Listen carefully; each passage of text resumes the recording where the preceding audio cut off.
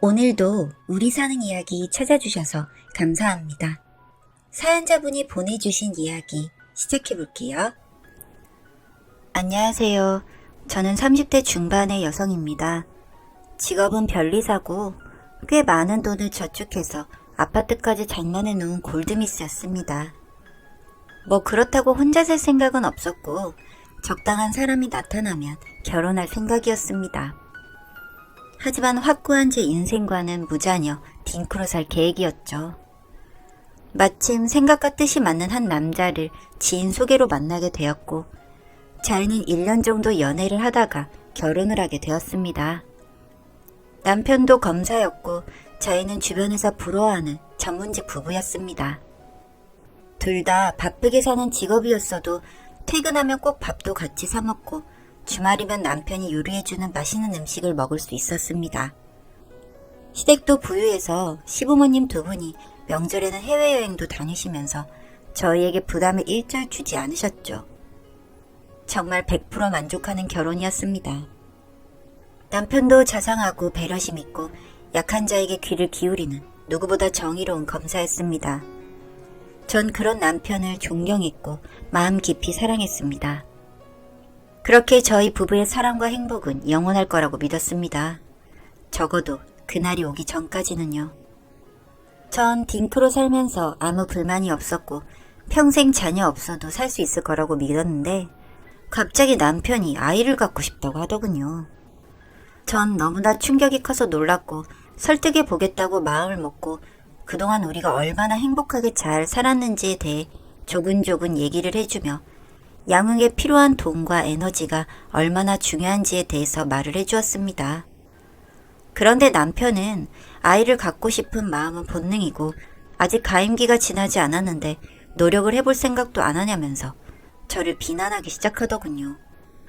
그래서 제가 협의가 돼서 딩크로 살기로 한 거 아니냐고 얘기했더니 사람 마음은 얼마든지 바뀔 수 있다고 목청을 높이는 게 아니겠습니까?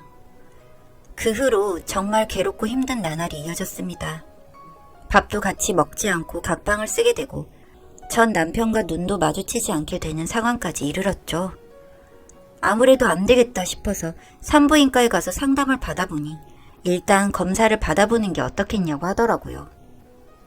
전 망설임 없이 바로 검사를 받았죠. 의외의 결과에 전 뒷목 잡고 쓰러질 뻔했습니다. 제가 난임 판정을 받았기 때문이었죠. 제 현재 상태로는 굳이 피임을 열심히 할 필요가 없었던 걸 저희는 쌩 난리를 쳤던 겁니다. 일단 열심히 치료를 받으면서 임신을 준비해야겠다는 생각뿐이었는데 수술까지 필요하다니 전 두려웠습니다. 일단 난소와 자궁의 상태를 개선해주는 약과 시술을 받고 기다리면서 일상생활을 했습니다. 그 다음엔 인공수정이나 시험관 시술만이 남은 건데 남편에게 넌지시 물어보니 협조를 하겠다는 겁니다. 그렇게 저희 부부는 지난하고 어려운 길로 들어섰습니다.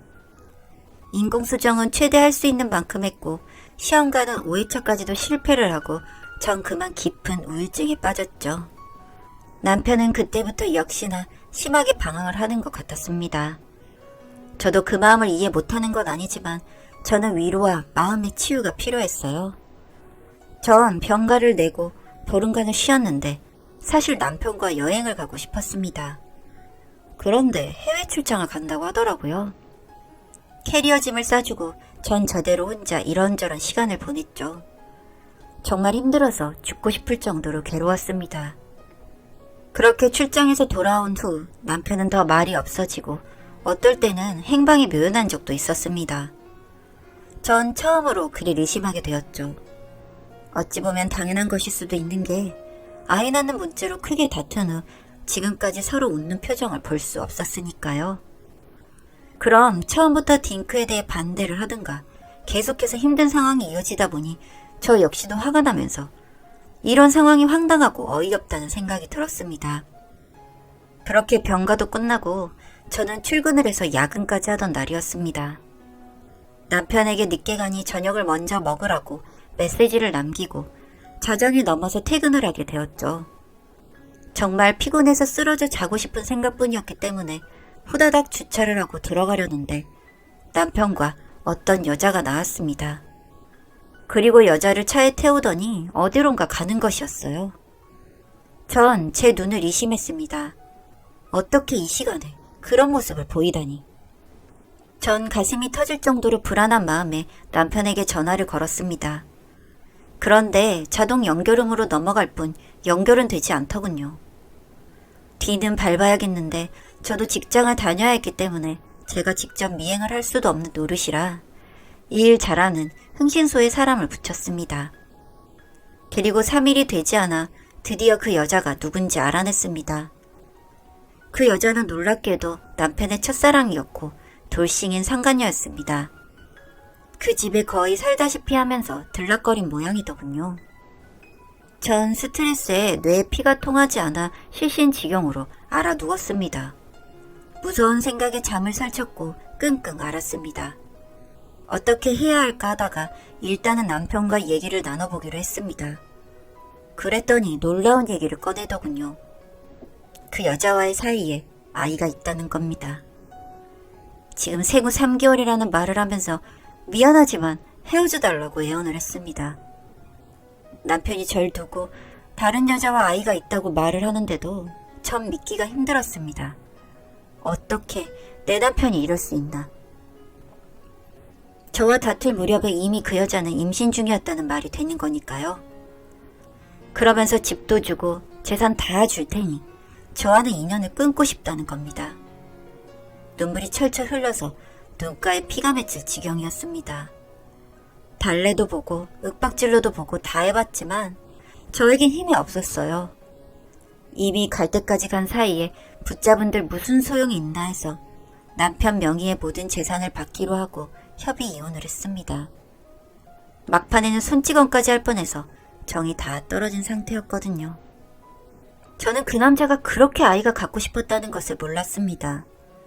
저 왜 그랬을까요? 들리는 소문에 의하면 성대한 결혼식까지 올리고 좋아서 쌩 난리라는 겁니다. 전 너무 분했습니다.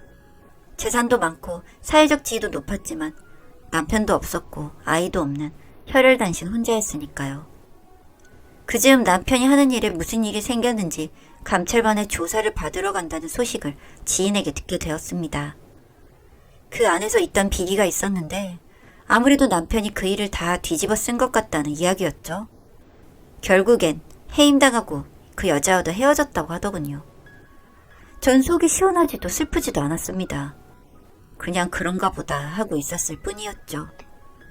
그리고 한 두어 달 후 전 남편에게서 연락이 왔고 이혼만 안 했지 별거 중이라면서 저에게 술 한 잔을 사달라고 하더군요.